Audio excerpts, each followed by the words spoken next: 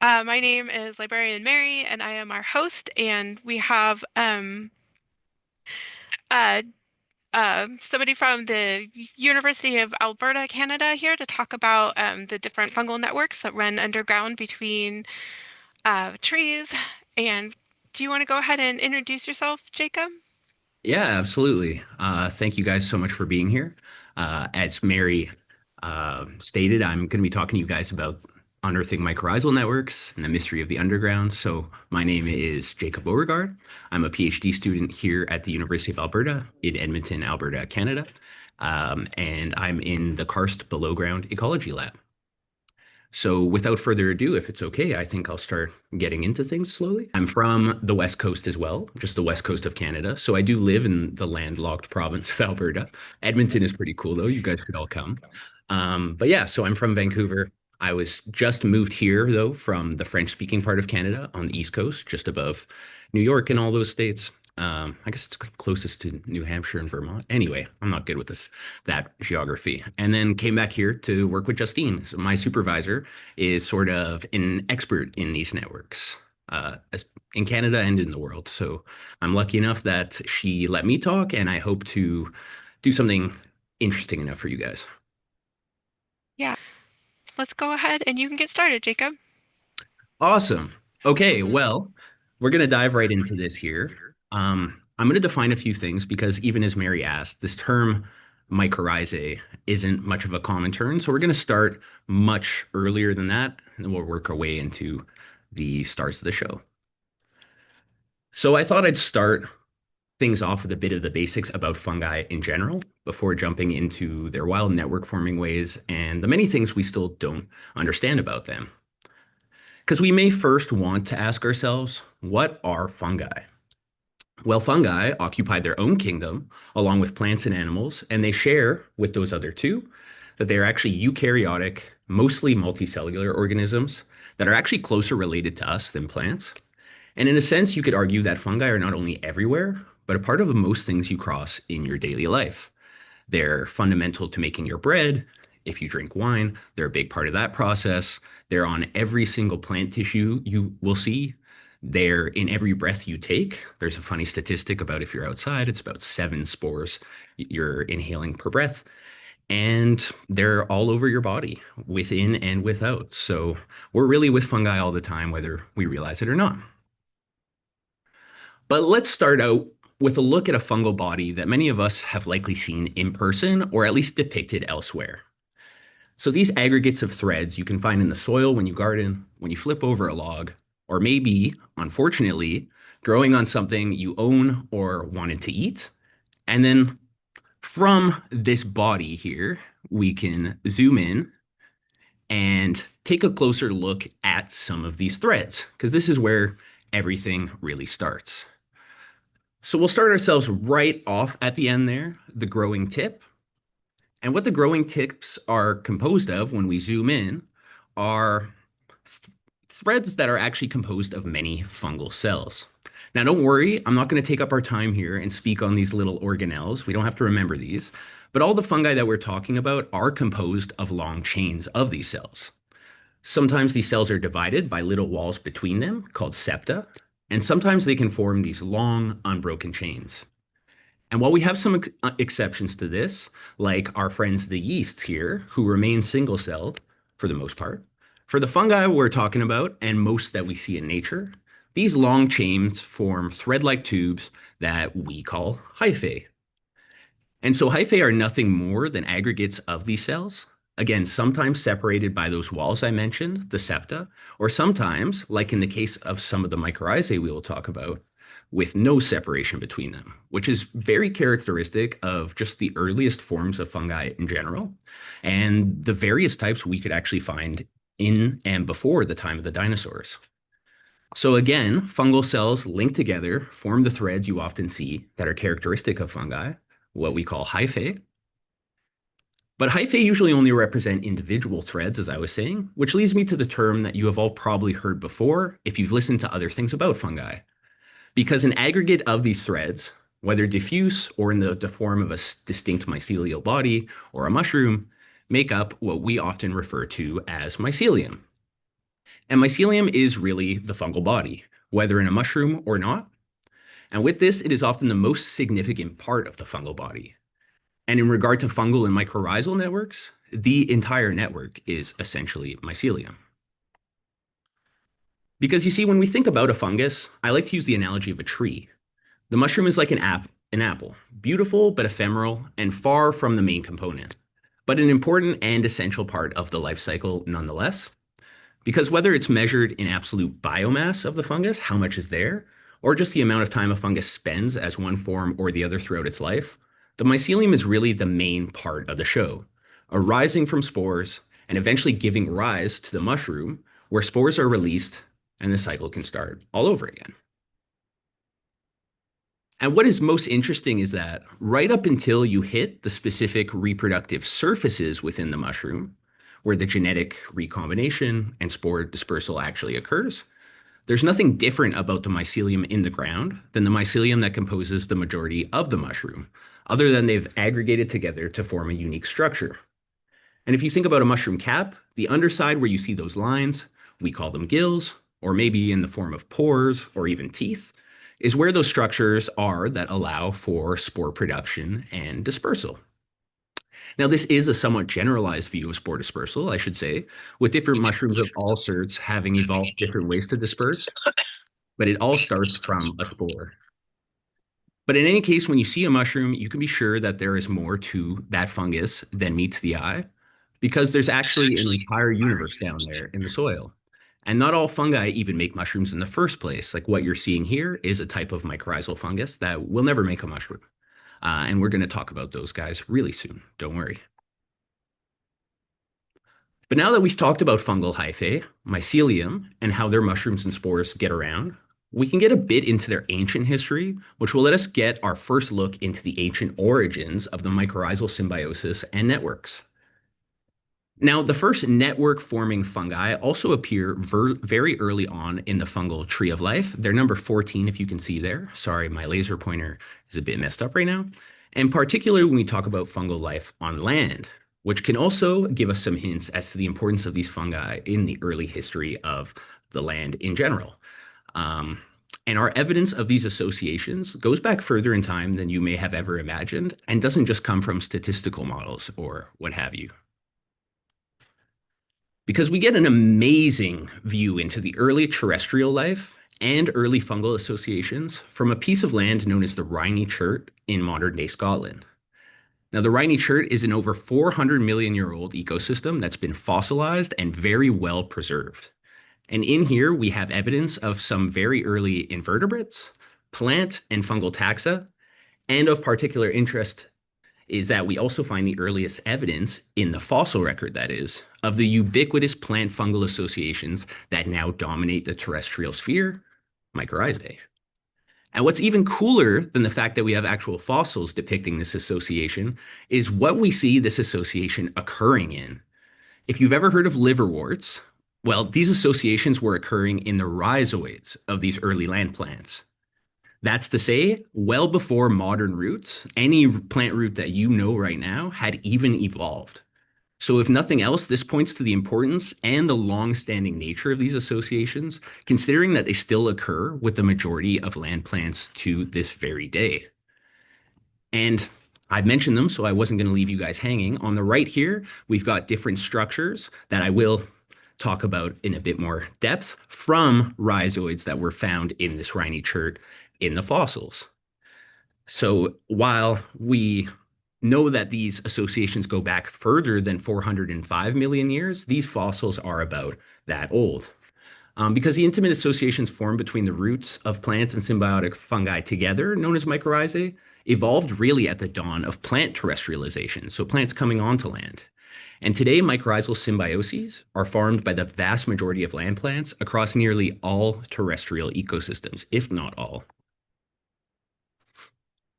But now that I've mentioned this term a few times, not to mention the title of the presentation, we should probably define it. And after this, we can be done with definitions for the most part and really be on the same page. So we define mycorrhizae. It's honestly a beautiful term. We define it as myco equaling fungus and rhiza equaling root. And it is the intimate symbiosis formed between the roots of over 90% of plants and certain groups of fungi where there's a bidirectional exchange of resources. So a mycorrhizae requires the two. You can have mycorrhizal plants and mycorrhizal fungi, but the name denotes the symbiosis. So each type of mycorrhizal association produces characteristic and distinct fungal structures. And under this definition, groups of mycorrhizal fungi include ectomycorrhizae, arbuscular mycorrhizae, orchid mycorrhizae, and ericoid mycorrhizae. People like to talk about other types, but I'm a bit more conservative in that regard. But along with this diversity of mycorrhizal fungi, there's also a tremendous diversity of non-mycorrhizal plant-associated fungi that may form common networks among plants. And we're going to also touch on them too, because they form networks and perform very similar functions. And while the different types of mycorrhizal symbioses vary in terms of how they interact with their hosts, the species involved, and their specificity for certain plants, or lack thereof, they all share some common characteristics. They're all obligate biotrophs, which is just a fancy way of saying that they get their energy from their hosts rather than consuming other things or producing it themselves through photosynthesis like plants. They are beneficial root symbionts. For the most part, this association is a mutualistic one. They're globally distributed and associate with the majority of plants on the land. They exchange essential nutrients like nitrogen and phosphorus, for example, for carbon from their plant hosts, and they also contribute to plant stress tolerance and pathogen defense. Most people focus on the nutrients, but it goes well beyond this. I know it's a bit of fancy terminology, but on the left there, the blue thing, glomeromycotin spore, means arbuscular mycorrhizal fungi. So sorry about that. That's their spore. They don't make mushrooms. And as I alluded to, there are multiple mycorrhizal types that form networks in the soil and associate with plants, sometimes many at once, and generally with over 90% of plants on Earth. So over 90%. I'm going to say that a couple times just so we don't think I'm just throwing things out here. But I'm not going to bore us with the details of this slide in particular, but this is just to illustrate the diversity of these associations. We will, however, dwell on some of these in detail, and there's really no better place to start than the earliest of the mycorrhizal associations, what some actually call the mother of all symbioses. So formally, these are known as arbuscular mycorrhizal fungi. Throughout the presentation, you might hear me say AM fungi. These are the fungi that have been associating with plants since before the time of that Rhynie-Chert ecosystem and beyond to this day, with it representing the most widespread mycorrhizal symbiosis today. And they form extensive networks across the world. So if we look to the left here at this infograph, and I just want to give a shout out to the organization that makes this, it's SPUN, the Society for the Protection of Underground Networks. They don't only do great research, they produce a lot of great infographics like this. If you ever even want to teach kids, they have a whole series about how to teach kids about fungi. And we can see that these fungi associate with the majority of land plants, over 70% of all plants, just this one type of mycorrhizae, and that the plants they associate with represent a majority of vegetation cover on land. So they associate with everything from little dandelions to the crops we eat on a daily basis, to big trees like the maples, ashes, and surprisingly, even the giant redwoods in your state. So the name of this association actually comes from the structure you see to the right here, what we call an arbuscule, or essentially just a little tree. So these fungi penetrate into the root cortical cells of their hosts, form these structures, or sometimes they can be hyphal coils, depending on the AM fungus. And it is here where nutrient exchange occurs between the plant and the fungus, making it an important and intimate association. And as obligate biotrophs, the AM are dependent on their host plants for their carbon requirements. This means that all carbon used to grow their networks is directly supplied by their host plants. And arbuscular mycorrhizal fungi can grow extensive hyphal networks. For example, AM hyphae found in prairie soils can reach total lengths greater than 100 meters per cubic centimeter of fresh soil, a number I can't even wrap my own head around. And as we mentioned before, that some hyphal threads have no walls separating cells, well, this applies to these fungi, meaning they're essentially these open pipe systems with no septa breaking the cells into individual compartments. And with that, carbon flows through these networks have been shown to move remarkably quickly for such small organisms. I don't have the video because they never work on presentations, but if you Google that, there's beautiful videos of carbon flowing through these networks. And at not even sped up, you'll be surprised how fast they go. And as mycorrhizal networks grow, they move carbon away from the roots and the surrounding soil and can also deposit it throughout the soil system. So simultaneously, the fine filaments, the hyphae, forage for nutrients, and they also become attached to soil particles, which helps create and stabilize soil aggregates that protect soil organic matter from decomposition and can also contribute to things like water retention. And the carbon in particular is really important when we consider our hopes these days to really keep more carbon in the ground. And arbuscular mycorrhizal hyphae may have relatively short lifespans relative to the next groups we're going to talk about, but a healthy network can make up to anywhere from 20 to 50% of the total living microbial biomass in temperate grasslands. And when we consider how diverse soils are biologically, that's really saying something. But next up is one that you all may be more familiar with, whether you know it or not, and the type of mycorrhizal association that has most strongly captured the public imagination. And that's the ectomycorrhizal association. They say ECM here. I'm going to say EM pretty often. Now, these fungi do not penetrate the cells of their host plants like the AM fungi do, but rather they surround them and form something called a Hartig net, where the nutrient exchange occurs between the two. Additionally, they form these structures on the fine roots of their hosts. So if you look to the right here, these are both different types of mycorrhizae. We like to say they're just like little socks on the roots that you can actually see with the naked eye. If for whatever reason you are pulling seedlings or tree roots out from the ground, I would discourage it, but honestly, I probably do it more than most people would ever think about. And this relationship tends to be quite a bit more specific than the AM symbiosis, with EM fungi only associating with about 2% of plant species on Earth. However, these plants are mostly trees and some other woody plants, especially in the northern and far southern hemispheres. And with that, their associations still comprise over 25% of total vegetation cover on land. And while AM fungi don't make mushrooms, these guys produce many mushrooms that you are all likely familiar with and might even see on your dinner plates from time to time. So from the porcini or other types of boletes to chanterelles to truffles, these are all fruits of the mycorrhizal relationship. So if nothing else, you can be thankful for that. An ectomycorrhizal hyphal biomass can actually comprise over 30% of total soil microbial biomass where they are found, again, mostly in forests, with even more extensive mycelial networks than AM fungi, reaching up to 2,000 meters per cubic centimeter of fresh soil, with colonized root tips that can persist in the soil for months. So even if the hyphae are all broken up, these old root tips, they can grow out of them. And with this, they can be extremely important components of soil carbon pools with even their dead tissues, what we call necromass. I'm going to use that term a few times. So that's just dead fungal tissue, making up sizable portions of stable organic matter in the soils in which they proliferate. And lastly, while these two groups associate with plants that occupy way less extensive areas of land, they can be found associating with both the most species diverse plant family in the entire plant kingdom and in ecosystems important for their carbon sequestration and their beauty. So first, we have the ericoid mycorrhizae. Quite simply, they get their name because they associate with plants in the Ericaceae. So what that means is you should think of blueberries, cranberries, huckleberries, and even beautiful things like magnolias, or if you've ever seen the arbutus tree, the Pacific madrone, they can also associate with those big guys. And they form an almost hybrid association between EM and AM fungi.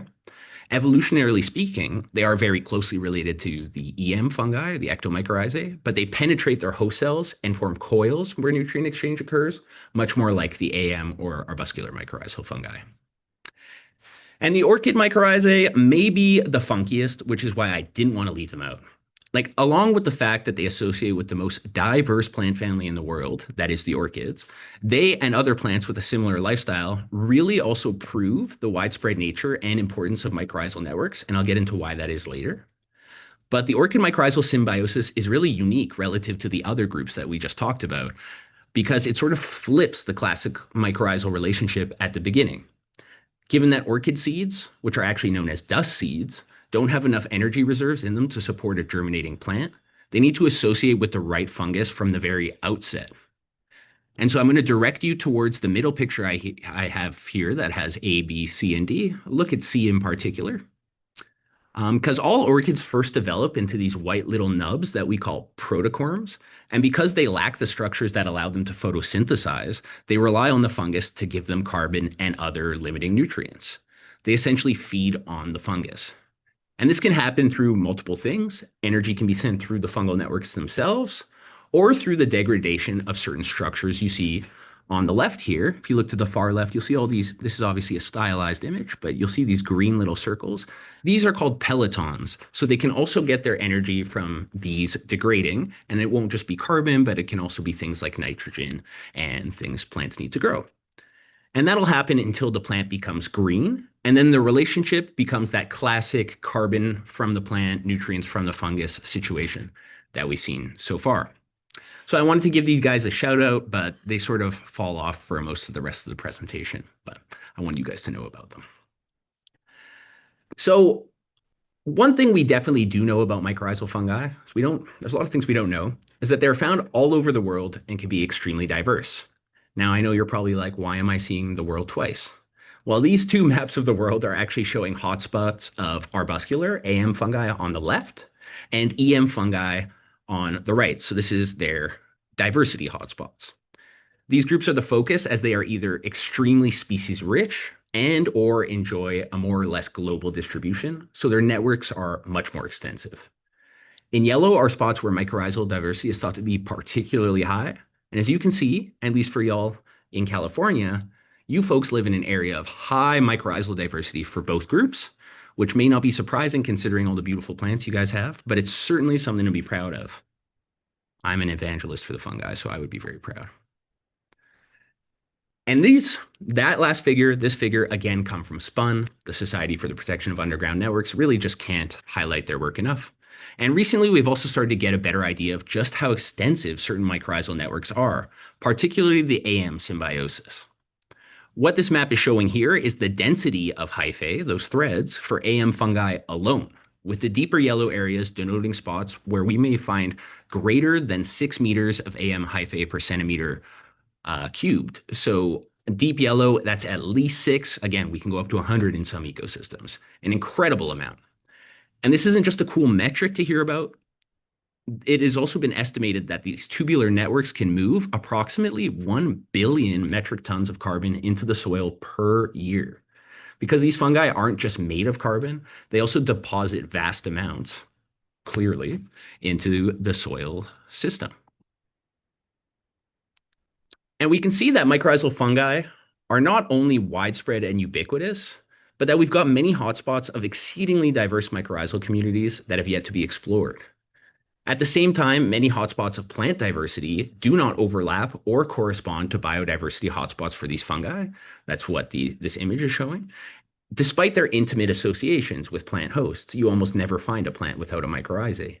And what we can see is that whether it is the AM, which is the top in this image, or EM, the bottom, there are actually relatively few areas in the world where these diversity hotspots between plants, which are in green in these pictures, overlap.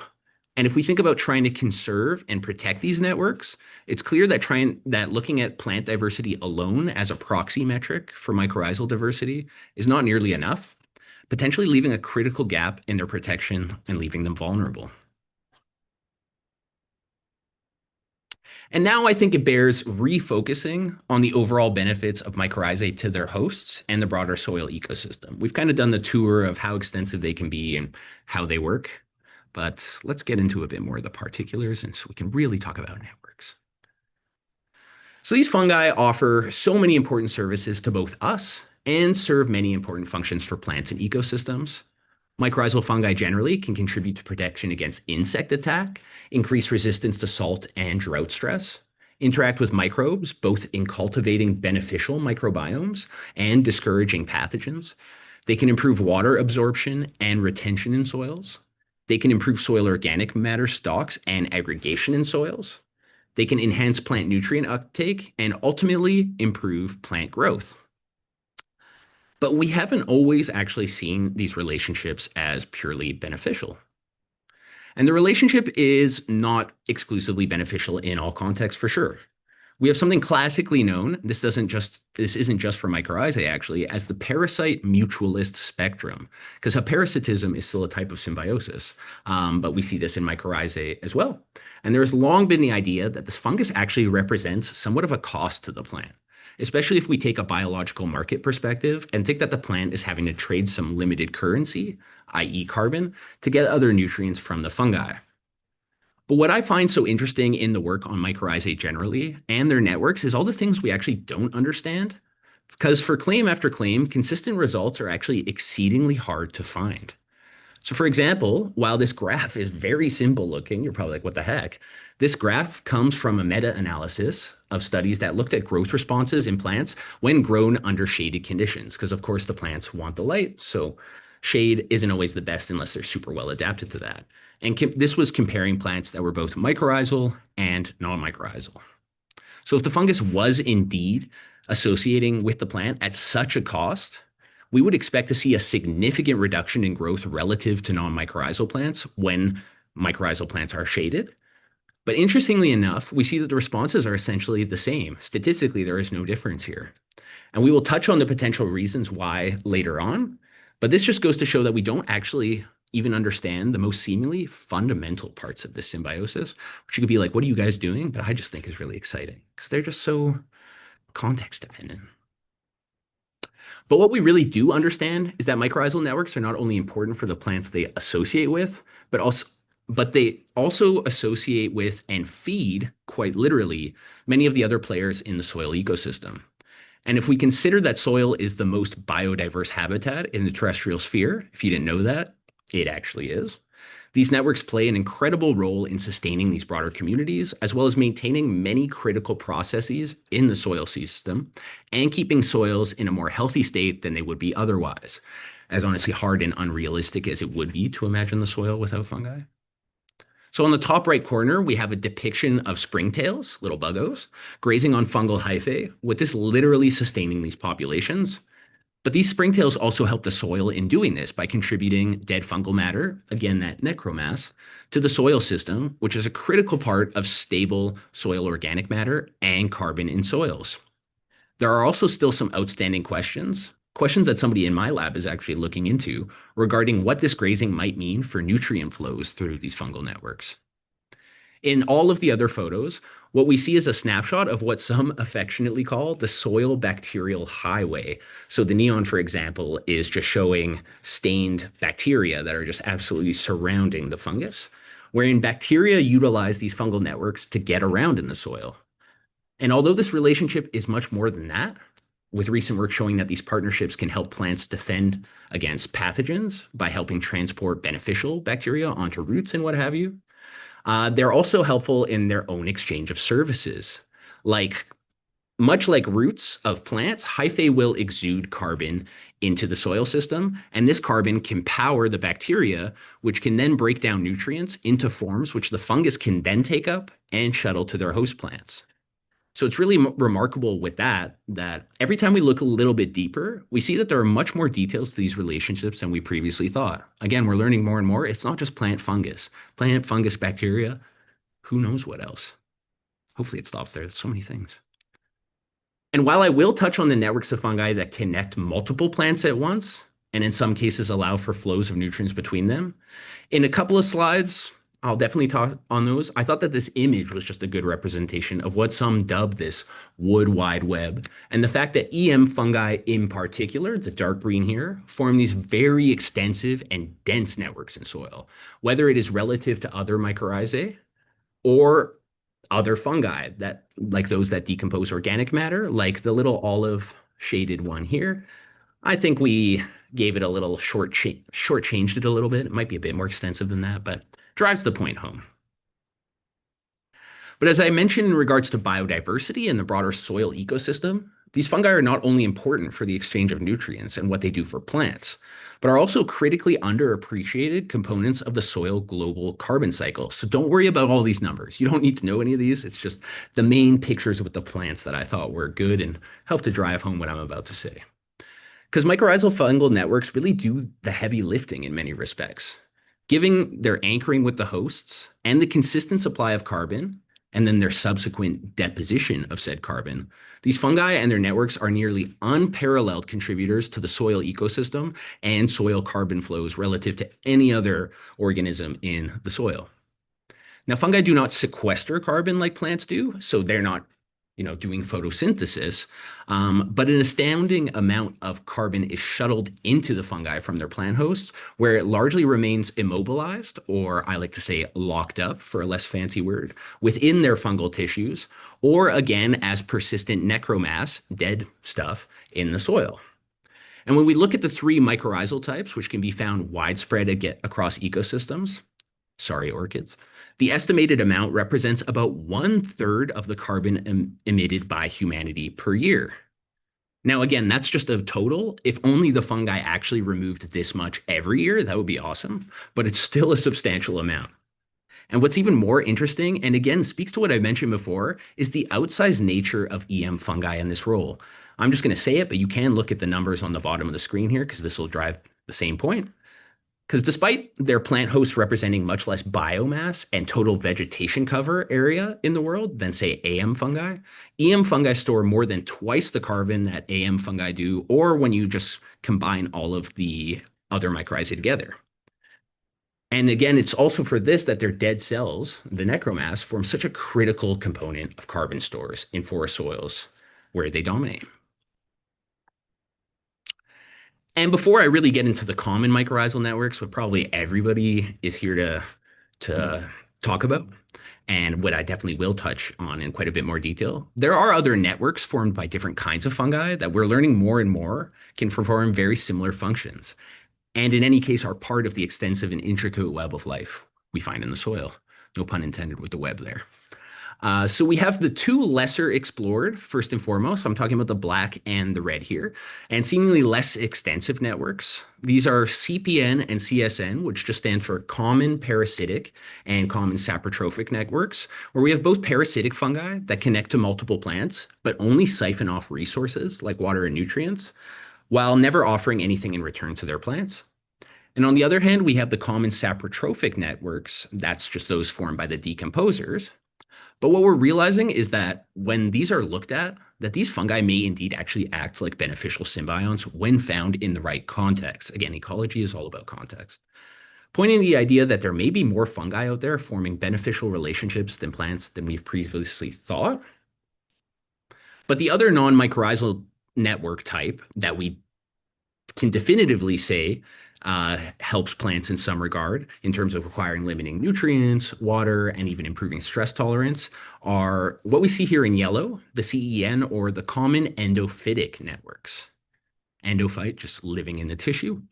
And given that these endophytes live inside the tissues of plants, and that the aforementioned groups do associate with plants, you may be asking yourself quite rightly, what is the difference between them and mycorrhizae if they're pretty much doing the same thing? Well, it's always important to remember that the mycorrhizal symbioses are defined by the formation of distinct structures for nutrient exchange, where we know a bidirectional nutrient exchange can occur, and that there are even specific genetic pathways that allow for both the recognition of these partners, because at first they're like the plant's like, hey, are you a pathogen? And the long-term functioning of the symbiosis. But last, and certainly not least, are the common mycorrhizal networks, what we call a CMN here, and what I will refer to as CMNs from here on out. And again, we call all of these common because they are connecting to at least two plants. They can connect to many more, but it's at least two. Although one fungus is capable of connecting to much, much, much, much more. And these are the networks formed by the other mycorrhizae we mentioned, but with the majority of the research and honestly the debates revolving around those formed by AM and EM fungi, again, because of how much they're focused on. So now for probably what you've all been waiting for.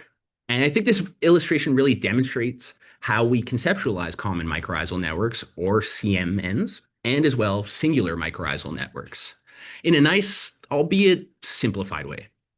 Because mycorrhizae are not always forming association with multiple host plants, as that just MNs here show. I mean, there can be many situations where only one is even possible. Like these can be in more controlled environments, like the greenhouse, or in places where plants do not share mycorrhizal types. Because actually, the majority of plants only associate with one mycorrhizal group, although there are some exceptions to that, but they are exceedingly rare. And so what we can see in this image, for instance, is on the far left and the far right, we have one fungus engaging with one plant. That would be a really simple mycorrhizal network. And what's also really cool is that while one fungus can connect to multiple plants, one plant can also host many different species of certain mycorrhizal types.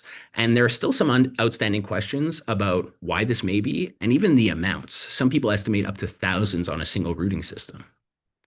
And in the middle, we have a type of bolete. There's nothing special about boletes other than that they are ectomycorrhizae. I just thought they're good representatives, and you guys might know them. They're related to the porcinis. And this one is connected to both the plant on the middle left and the middle right. And many researchers have investigated the potential transmission of sugars through these networks, limiting nutrients, hormonal signals, and even viruses. If you're transmitting viruses, maybe it's not the best thing to have going on. But while there's still a lot of debate about exactly how certain things like carbon or nitrogen are transmitted through these fungal networks, particularly how relevant the amounts may be to organisms like tree seedlings, we know that some nutrients are flowing through these networks. And largely, we know this largely thanks to the little white plant we see beside the bolete. This is number 6 here, labeled 6, which is a representation of a parasitic or mycoheterotrophic plant. And I know that's a whole word to swallow, so don't worry, I'm going to get into that because it's pretty exciting. Because many researchers, even my own lab supervisor, Justine, have doubted the widespread nature of these common mycorrhizal networks in forests. And these mycoheterotrophs help to demonstrate that they are actually quite abundant. Because part of how they help us know this is indicated in their name alone, with mycoheterotroph really just being a fancy way of saying that these plants obtain their energy from fungi, particularly by parasitizing the CMNs, the common mycorrhizal networks, formed between fungi and different plants. And that's part of the reason these plants aren't green, is because they don't need to photosynthesize. I'll give a shout out. I think I saw my grandma in the crew. She took the photo on the far right there. They tap into these networks and they get their resources from there. So you may have seen the ghost pipe. That's probably the most famous one in North America, pictured right in the middle here, Monotropa uniflora, or these other mycoheterotrophs in the forests. And when you see them, you can be sure that there's a juicy CMN being tapped into. And to get into a bit more of the proof that these guys give, with again the ghost pipe as the model to the left here, a research group led by Merck pointed out that these CMNs are indeed widespread, as evidenced by all of the places in which these kinds of plants are commonly found. Not necessarily the ghost pipe, but things that perform similar functions. And to be fair to those in doubt of their widespread nature, the widespread nature of CMNs, it is very true that outside of these specific types of plants and work with herbaceous plants in greenhouses, the majority of the work on CMNs in the field has actually just been conducted in my home province, British Columbia, and with only a couple tree species. I think there's like 1 or 2 other studies that are outside of there in the field. And with ecology being so context dependent, we also have to be careful to generalize when we don't have the data to back it up. But again, these plants give us a strong indication of their importance and widespread nature. Because the ghost pipe, which is part of the Ericaceae family, in the angiosperms, which is just the flowering plants, what we see in the top right is actually that this lifestyle has emerged across all major lineages from plants. So if you're like, what the heck is that showing? That's all that. Even within the groups that have conifers or needle leaf trees like the giant sequoia, the gymnosperms, and non-vascular plants like the liverworts, some of the earliest land plants. And thus, while we don't yet know if the carbon transfer between, say, tree seedlings, for example, is ecologically relevant, we do know that for these plants, like our ghost pipe on the left, it is enough to fuel their entire life cycles and is a stable enough relationship to have emerged multiple times and be sustained across very evolutionarily distinct lineages of plants. In fact, in thinking back to the orchids and how they start off their lives without chlorophyll or the ability to photosynthesize, many of them actually continue to engage in what we call partial mycoheterotrophy throughout their lives, even when green. So the big question is really, how is this relationship even maintained? Because after all, nature doesn't really tend to like a free lunch. Usually there's some sort of exchange. And these guys are really great systems to start with for understanding these mysteries, but there's a long way to go. But the debate is still really lively when it comes to forests. Honestly, the lab I'm in now has debated with a lab I used to be in, because while some studies have shown that carbon may be transferred between trees through these networks, others have highlighted how there are other possibilities that we really can't ignore, like through the soil solution. If we think back to the many times here I've mentioned how fungi deposit carbon into the soil themselves. And while forests are traditionally viewed, at least in the old times, as arenas of intense competition where plants are duking it out for light and nutrients, others have highlighted that cooperation or mutualisms are widespread in nature, as the basic mycorrhizal relationship alone can really attest to. But there's one thing I would like to highlight, and of course I would because I love these fungi, and focus on here because there's a part of this that makes me uncomfortable. Because I really think that this relationship necessitates a mycocentric perspective, starting from the fungus. Because in the popular imagination, mycorrhizal networks and the fungi that form them are viewed as these somewhat passive tubes through which nutrients, water, and signals pass freely between plants. But this largely ignores the way in which fungi act, both on their own and in ecosystems. Fungi are carbon hungry organisms, which will let almost nothing get in their way of accessing said carbon. The decomposers are called nature's chemical factories because they'll just work and wait and work until they can find a way to degrade whatever to get to that energy. And in many cases where nutrient transfer is occurring, the evidence would point towards fungi being the conductors of such flows. And when we look closer, we often find that fungi aren't actually even giving away these nutrients, but they tend to immobilize them in their own tissues, again, locking them up in their bodies, either because these nutrients are also important components of their own bodily infrastructure, or because they may be withholding them for their own future advantage. Call it saving it for a rainy day, or not as nice when the plants are desperate. However, regardless of whether or not this is a one or two-way street dictated by the fungus, the plants, or in some negotiation between the two, we once again really slight ourselves when we only consider the plants. Because if plants do pass nutrients through mycorrhizal networks, what advantage does this give the fungus to facilitate this? Given that mycorrhizal fungi benefit from direct and constant carbon provisioning, more or less, from their plant host, it only makes sense that if there were any agency involved, the fungus has an interest in maintaining and associating with as many viable hosts as possible. I mean, these are hungry, hungry hippos that will really stop at nothing to feed themselves. They're going to do anything they can to get that carbon. There's little C's here. So, for example, a lot of recent work has actually demonstrated that rather than a bartering system, which you probably classically hear about, plants will release carbon into the soil system when carbon is no longer the main element limiting their growth. Because they need carbon to grow, but at a certain point, they're like, hey, I got carbon, but where's my nitrogen? So, i.e., there is no need for nutrient provisioning from the fungus for the plant to release carbon, which is kind of shocking. When this came out, I was like, whoa, but empirically, the evidence points much more towards this source sink dynamic. On the other hand, fungi have been found to withhold nutrients, like I said, until they receive carbon. So it seems as though without some mutual exchange, fungi will not share their lunch with you. They're not that friendly. Plants, on the other hand, they may be more generous. They'll give it up. But again, these are, I guess, more appropriately hungry, hungry hongos. And if we continue on with our mycocentric perspective, and I promise I finish here, but of course I'm going to take the mycocentric perspective. Another interesting place where we need more work is this so-called cry for help. You've probably heard about how plants will warn each other, or so the cry for help are warning signals, signals that other plants send to each other when they are attacked.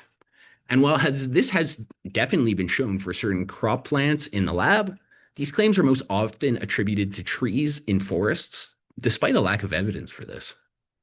Because while there's no evidence for signaling between plants, and a signal here means something very specific, this is an intentional bidirectional sharing of information.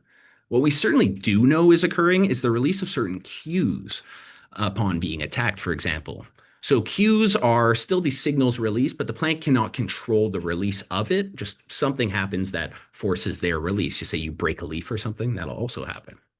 Those cues come in the form of what we call volatile organic compounds, or VOCs. And if you think back to old cartoons, I like to think of them as those stink lines coming from smelly folk or from animals that stink, like my grandma's dogs. In relation to these, recent work has shown that plants may either fake attacks, interestingly enough, through the release of certain types of VOCs to force other plants to activate their defense or immune systems, which then wastes their energy and kind of helps out the faker plant, or will actively try to suppress these cues about their attacks when they are actually happening, so as not to forewarn the other plants. But where the mycocentric perspective comes in, and if you leave this presentation with nothing else, you should be thinking like a fungus. Not all the time, but don't drink gasoline or anything, is that none of this may even be orchestrated by the plants. Because while the aforementioned cues are an option, an actually much more compelling explanation is that the mycorrhizal fungi may sense attacks on one of the plants in their network and send signals to other plants they are connected to, thereby triggering the immune system. And this immune triggering is a very well-known phenomenon of other plants in the network. Because again, rather than plants helping each other, the fungus, regardless of how you want to view it, friendly or selfish, has an active interest in maintaining viable hosts for consistent energy supply and habitat. You know, the roost is a nice place to be at. Nobody's messing with you when you're in a root. Let's just call it a long-term investment. But again, all of this is largely based on theoretical plausibility. So we can look forward to many exciting experiments that will give us the empirical data to back this up, either one claim or another, or maybe it'll confirm all of these things. There's a lot that we need to learn. So all in all, when you consider the things we are confident about, whether that's from the ubiquitous nature of the symbiosis and how almost all plants engage in it, their importance in the broader soil ecosystem, to the widespread nature of these networks in forests, and if you consider those that we still have questions about, how these networks may facilitate nutrient exchange between plants or help warn of attacks, or how nutrient exchange between plants and fungi even really happens, there's no debate that we still have many mysteries that need to be solved about mycorrhizae and their networks, that there are many interesting questions out there that are just waiting to be answered, and that we have only really cracked away at the tip of the iceberg when it comes to this long-standing and extremely important mutualism that goes back well beyond the time of the dinosaurs. So again, while there's a lot of questions, there's no questions about how important they are and how widespread they are. So if I can leave you with anything, it's really that you should join us in exploring the mysteries of the underground, as we still have a lot of really fun work to do. So I hope that wasn't too abrupt of a finish, but well, thank you guys. This is a picture of me looking at inside of a sugar maple root for mycorrhizae. And I tried to be as comprehensive as I could, but I'm more than happy to answer any and all the questions, like I said, and ones you had before, maybe ones that I inspired, maybe I got you frustrated. But in any case, thank you again for being here and for letting me take some of your time. I really appreciate that.